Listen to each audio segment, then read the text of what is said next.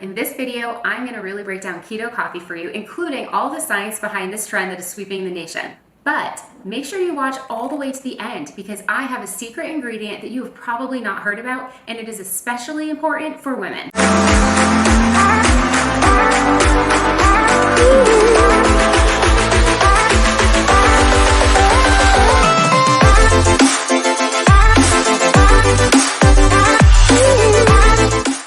First of all, what is it? So keto coffee is basically putting a bunch of fat in your coffee to help you stay in a fasted or a mild ketotic state.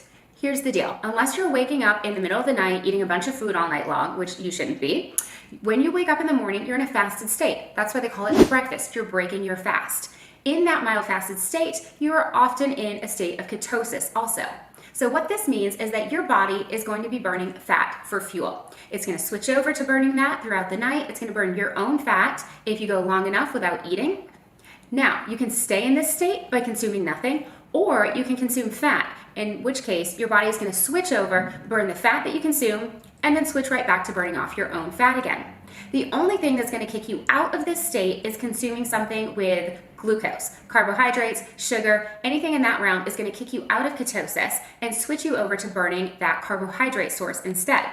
Now, why would anyone want to stay in a state of ketosis or in a fasted state? The reason why is because when your body is burning this fat for fuel, it's burning something called a ketone body. Ketones are an extremely clean burning source of energy. People on the ketogenic diet often report clearer skin, less brain fog, more energy, and generally usually feel pretty amazing, which is why a lot of people like the keto diet.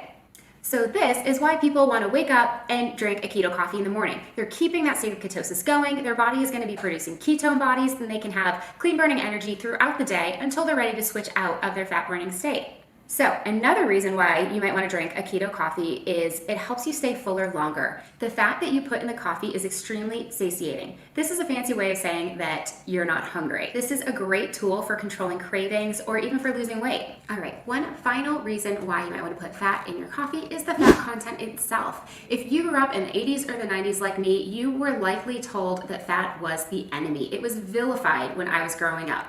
It turns out they were wrong. We need fat in our bodies for them to function properly. Hormones especially really depend on fat content. Okay, so those are some of the reasons why you might want to put fat in your coffee. It helps you stay full, helps you burn ketones for fuel, and it's really important for your hormone function. So there you have it. Now, let's move on to what goes in and what doesn't go in the keto coffee. So remember how we were talking about that fat burning state that your body's in and how it switches over to that. Now, consuming any kinds of glucose or carbohydrates is going to kick your body out of that state. So if you're trying to make a keto coffee, you do not want to be putting sugar into your coffee. So put the sugar down and walk away. Okay, so step one of what goes in your keto coffee is the actual coffee. So first of all, obviously the coffee. Put in as much of that as you want. Now, you might not know this, but most coffees are full of mold, pesticides, and herbicides, and chemicals. It's really nasty. If you want to hear more about how to choose the right coffee, make sure you stay tuned. The next video up is going to talk about that. Step two is the fat. There's a variety of fats that you can put in your keto coffee. You could do ghee, butter, heavy whipping cream, coconut oil, or my personal favorite, MCT oil. And next, we're going to do the MCT oil. That's my choice. You can use any kind of fat that you want. I use about a tablespoon of MCT oil. Remember, go slow and start low with that. MCT stands for medium chain triglycerides. Now, the reason I like this the best is it actually goes straight to your liver for processing, bypasses a lot of the other systems, so it's a pretty immediate fuel source. But here's the deal with MCT oils. It can cause GI distress if you're not used to it. So you're going to want to go really low and really slow when you try it out. Otherwise, you could end up with diarrhea. Sorry, you can't say I didn't warn you. Okay, so step three, now we are on to the fun stuff. I don't want it just to taste good. I want it to function well for me also. So I'm going to talk about a few additions that I put in my coffee that have some added benefits to them. So I love CEYLON cinnamon. CEYLON has the most research behind it for blood sugar regulation. So here goes the CEYLON. And I'm going to add a little bit of cinnamon. So here goes the cinnamon. And I'm going to add a little bit of cinnamon. So here goes the cinnamon. And I'm going to add a little bit of cinnamon. So here goes the cinnamon. And I'm going to add a little bit of cinnamon. So here goes the CEYLON. The reason why is because it has been clinically shown to help stabilize blood sugar. Stable blood sugar is always a good thing. So I always reach for CEYLON cinnamon to go in my coffee.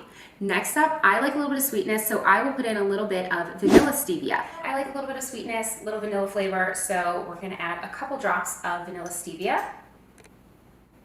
Now, stevia is different. It's not going to raise your blood sugar or kick you out of ketosis, so that's why this is a safe addition here. So, cacao is going to have the full benefit of all the antioxidants, and it's also going to have something called theobromine. Theobromine is a mood enhancer. It makes you feel chill and happy and calm, which is probably why most of us love chocolate so much. And then I like to add a little bit of cacao powder. It's going to give it a nice mocha flavor to it. So just a little bit of that. Now make sure that you're not putting cocoa in. Cocoa is much different than cacao. Cocoa is heated and processed. In that, you're gonna lose some of the antioxidant qualities. All right, now we're on to step 4. This is the secret you have been waiting for. Many women try to jump on the intermittent bandwagon way too fast and they crash and burn. They feel tired, lethargic, dizzy, shaky, nauseous. It just doesn't work. And this is the reason why. Women seem to need a little bit of protein to help get them through an adrenal crash. So I like to add collagen to my keto coffee. And then of course, my secret ingredient is the collagen powder.